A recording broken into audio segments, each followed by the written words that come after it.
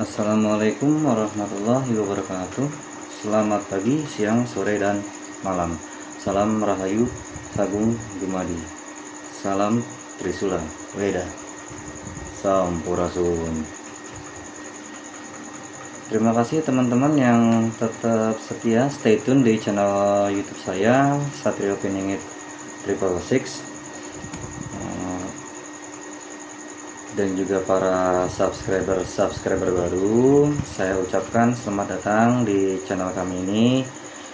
Ucapan yang tulus dari seluruh tim Satrio Piningit 666. Berkat teman-teman semua, kami semangat untuk membuat konten-konten terbaru, dan semoga konten-konten kami semua berkenan di hati teman-teman semua. Sekali lagi, tak lelah-lelahnya kami semua mengucapkan terima kasih yang sebesar-besarnya buat teman-teman semua yang sudah berkenan untuk subscribe, dengan berkomentar maupun share video-video saya ini ke berbagai media sosial.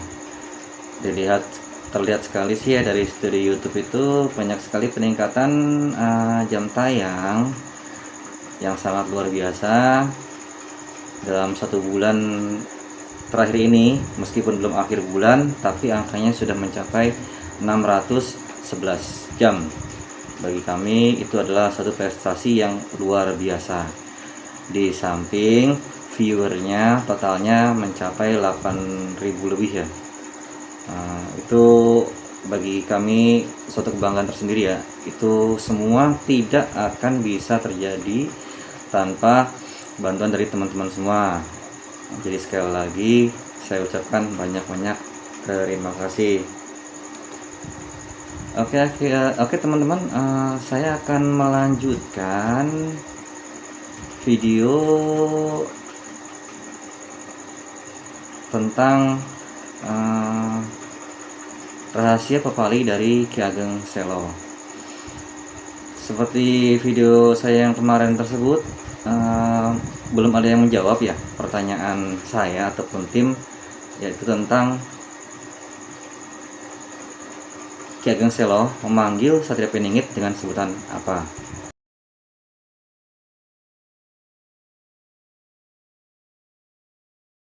Kita simak aja bait-baitnya ya.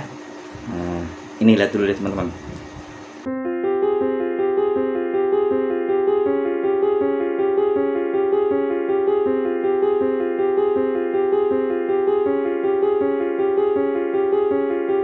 Dalam pepali Ki Ageng Selo itu pupuh pertama atau pupuh 1 yang disebut dengan pupuh dangdang gulo, bait kelima, kauru hana pambekasing kardi papuningrak lelalaning jagat pembakasing jagat kabeh amung budi rahayu setia tuhu marang Hyang Widi warastra pira-pira kang hanggung ginunggung Kasor Dening Tias Raharja, Harjaningrat Punika Pakuning Bumi KB Kapiyar Sakna.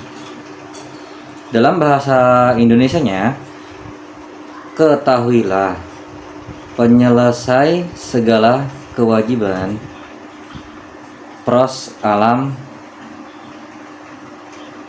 si jantan di dunia, atau lelanangin jagat, pembebas seluruh dunia,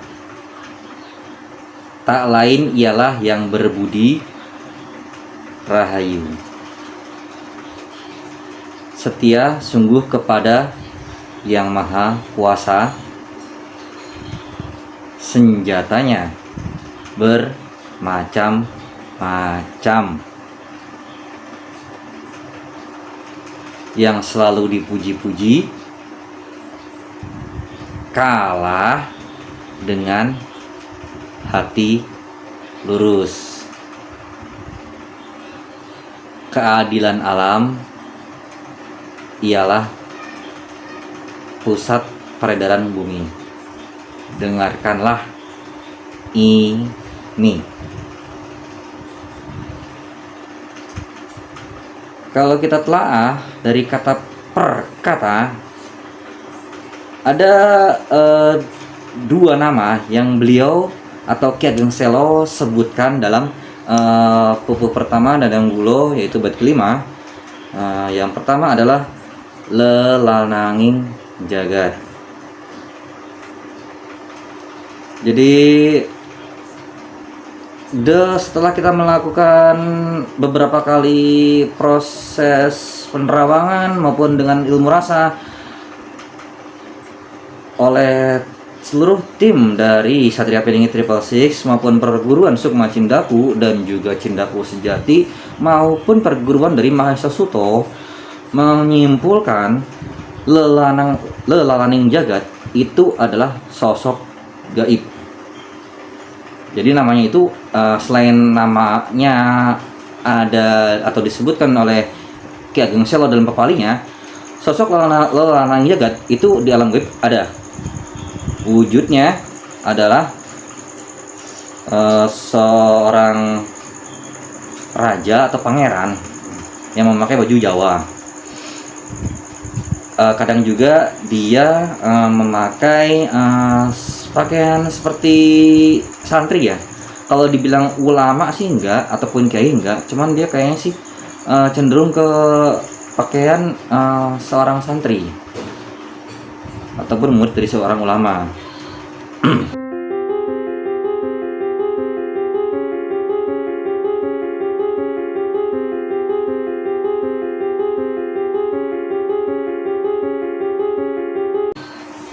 Sosoknya sangat tinggi besar, perkiraan tingginya itu sekitar 4 gunung. Itu jelas sekali bahwa beliau bukan maksudnya sosok biasa ya, karena mempunyai banyak tentara yang sangat banyak dan juga yang pasti sakti mandraguna. Untuk menemunya pun sangat sulit sekali.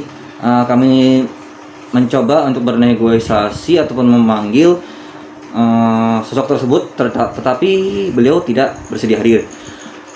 Yang hadir adalah 4 orang senopati ataupun wakil beliau yang semuanya adalah pria, menemui kami dan juga menanyakan tujuan kenapa ingin bertemu dengan beliau, sang lelanangin jagat. Dari kemungkinan besar lelanangin jagat ini adalah sang Satria Piningit yang disebutkan dalam ramalan ataupun pepali Ki Ageng Selo. Saya menyebutkan ramalan ya karena sosoknya itu ada, lalu dan juga seorang raja, dan kesaktiannya juga bukan sembarangan. dan sulit untuk ditemui. Tapi untuk dilihat dari jauh masih untuk senior saya berhasil melihatnya ya. Jadi gambarnya tadi saya sebutkan seperti itu sosoknya, kadang pakai baju pangeran ataupun raja, ataupun memakai pakaian santri ataupun seperti ulama lah. Dan tingginya seperti apa tadi sudah saya sebutkan. Lalu yang kedua itu Ki Ageng Selo menyebutkan tentang senjata ataupun pusaka yang dimiliki oleh sang Lelalang Jagat, yaitu senjatanya bermacam-macam. Untuk senjata ini berhasil kami lihat ataupun kami terawang dengan seizin beliau ataupun sang Lelalang Jagat. Senjatanya itu memang banyak sekali ya. Kami menyebutnya sih gudang pusaka ya, karena tak terhitung untuk jenis-jenisnya. Keris, tombak itu bermacam-macam, pedang, trisula pun ada, dan juga seperti payungnya sultan-sultan itu ya, atau payung raja-raja itu yang berfungsi sebagai pageran atau tameng gaib, ataupun untuk pelindung dari serangan musuh ya. Mungkin kalau nggak salah disebutnya sih payung agung.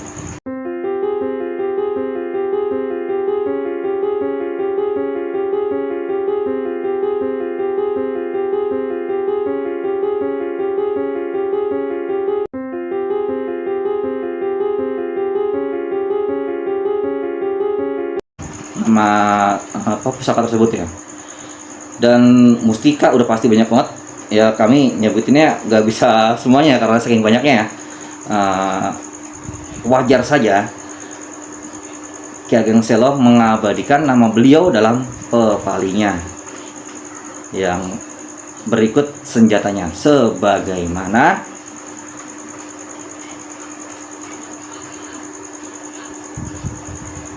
Prabu Jayabaya mengabadikan nama Satria Piningit dengan senjatanya Trisula Weda.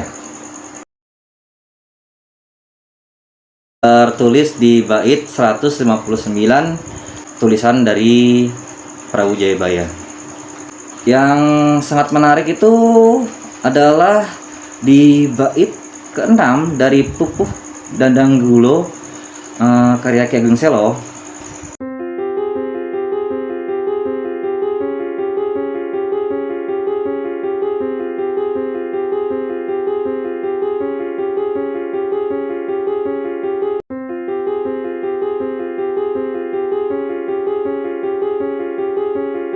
Dalam bait pertama Pupuh Dandanggulo, bait ke-6, ini disebutkan tentang nama sosok gaib lagi yang bernama Wong Bagus.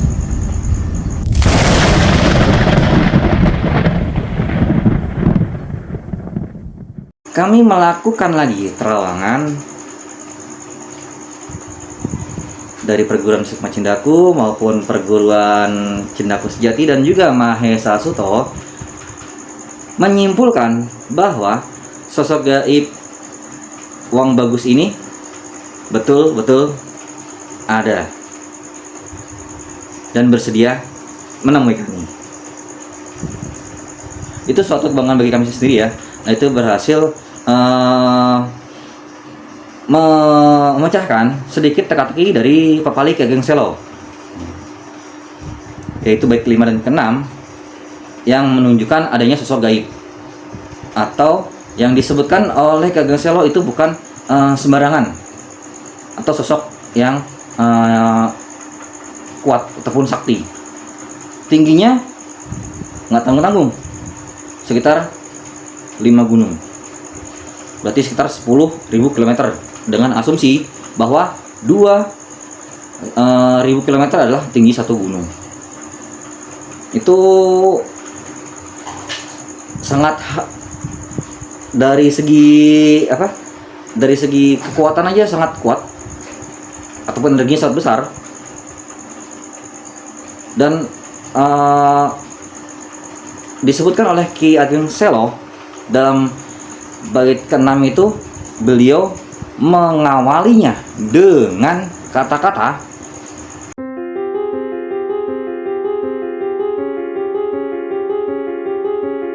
mudah-mudahan anak cucu saya. Dalam bahasa Jawanya, poma-poma anak putu mami. Jadi adalah itu ramalan ya, kami menyebutnya istilah ramalan, bahwa ada keinginan oleh Ki Ageng Selo bahwa sang lelanang jagat maupun Wong Bagus itu adalah keturunannya. Itu adalah harapan beliau yang dituangkan dalam Pepali Ki Ageng Selo bait pertama Danenggulo. Dan sosoknya itu terbukti ada sosok gaibnya, dan namanya tersebut juga pun beliau ketahui. Berarti kemungkinan besar beliau atau Ki Ageng Selo sudah bertemu dengan lelanang jagat maupun Wong Bagus. Wong Bagus ini kalau dilihat wajahnya itu nggak asing ya. Sayang sekali sih tim kami nggak ahli dalam melukis, tapi ada kemiripan ataupun sangat mirip wajah dari Wong Bagus ini dengan sosok yang ada di gambar ini. Silahkan lihat gambar ini.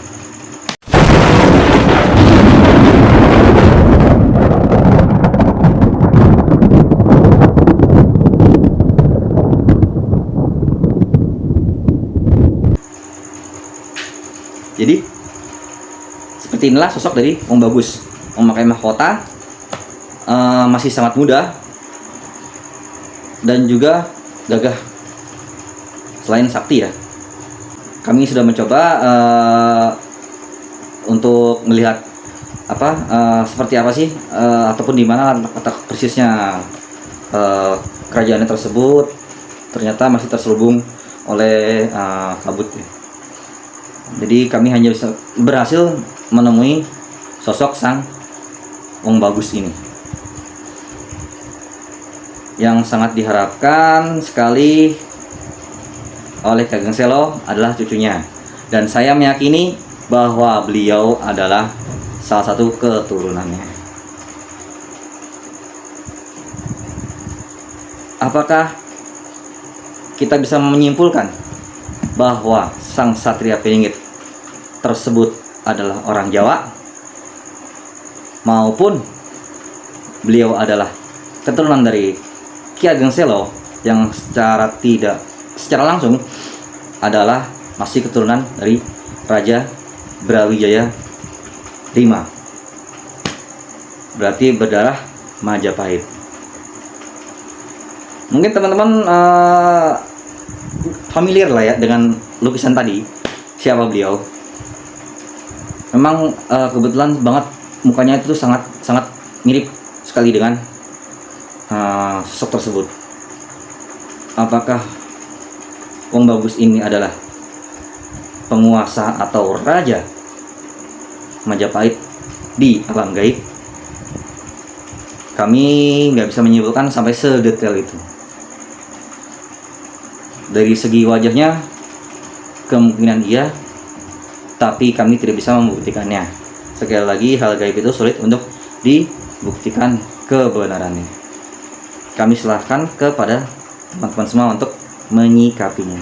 Hanya kami menelaah atau menyelidiki, membaca secara teliti bait per bait. Untuk sampai ke bawahnya saya tidak bisa meneruskannya karena kami secara langsung dilarang oleh beliau. Jadi kami hanya bisa menyebutkan bait kelima dan keenamnya. Untuk bait pertama sampai bait ketiganya sih kami sudah ada gambaran, cuman mungkin kami save dulu ya untuk kami dulu. Itu dari awalnya pepali atau pupuh dandang gulo ini sendiri, ini pun dari kata perkatanya itu sangat mengandung energi ataupun kekuatan yang sangat besar, membuktikan bahwa Ki Ageng Selo adalah bukan orang sembarangan. Silahkan dibaca kembali tentang pepali Ki Ageng Selo, mau dari pupuh pertamanya dandang gulo sampai pupuh keenamnya kembali diulangi lagi dengan judul yang sama, yaitu pupuh keenam dandang gulo, yang sama dengan pupuh atau pupuh pertamanya sama. Ada apa di balik rahasia itu? Ya kami nggak diberikan izin untuk membedah lebih lanjut secara terawangan. Untuk kelanjutannya kami silakan kepada teman-teman mencari tahu sendiri lah. Jadi hanya itu yang bisa kami sampaikan. Mohon maaf sekiranya kalau misalkan halusinasi kami ataupun terawangan kami salah, karena terawangan bagaimanapun juga itu tidak bisa disamakan antara satu dengan yang lainnya. Meskipun 10 orang atau 20 orang kita duduk bersama untuk melihat suatu sosok, karena pertama, sosok itu tidak mau terlihat secara jelas. Kedua, sosok itu menutupi jati diri sebenarnya. Yang ketiga adalah power kami ataupun mata batin kami yang masih lemah. Jadi dari nama yang saya sebutkan, untuk teman-teman silakan menerawang sendiri, ataupun bila kami salah, sekali lagi kami minta maaf dan kami mengakui kalau kami salah. Sekali lagi ya. Jadi sebelum teman-teman nyalahin nih, kami dulu lebih dahulu mengaku salah. Saya mohon maaf yang sebesar-besarnya apabila apa yang kami wedarkan ataupun apa yang kami jabarkan bertentangan ataupun tidak sesuai dengan logika teman-teman semua. Karena untuk melihat sosok gaib itu, kita harus juga mempunyai ilmu gaib. Untuk melihat suatu gambaran yang diberikan oleh seseorang atau peninggalan ataupun wasiat dalam bentuk kata-kata, itu kita membutuhkan energi atau energi yang besar ataupun penyelarasan dengan si pemilik pesan atau yang meninggalkan pesan. Dasarnya adalah sebagai saya akan jelaskan secara singkatnya. Seseorang yang mempelajari ilmu gaib ataupun ilmu spiritual, jika jam terbangnya sudah tinggi, energinya sudah besar, dan kesaktiannya sudah banyak atau ilmunya, maka dia akan mempunyai nama gaib atau gelar gaib. Baik itu diberikan oleh gurunya, maksudnya dicarikan oleh gurunya, atau dia mencari sendiri, atau berwujud ilham atau mimpi bertemu dengan sosok gaib. Jadi gelar gaib itu adalah syarat mutlak untuk seseorang diakui di alam gaib keberadaannya. Misalkan si A mempunyai ilmu tinggi, lalu dia dapat gelar gaib. Nah, kemungkinan besar di sekitar lingkungan dia, maka nama gaib dia yang terkenal, bukan nama aslinya.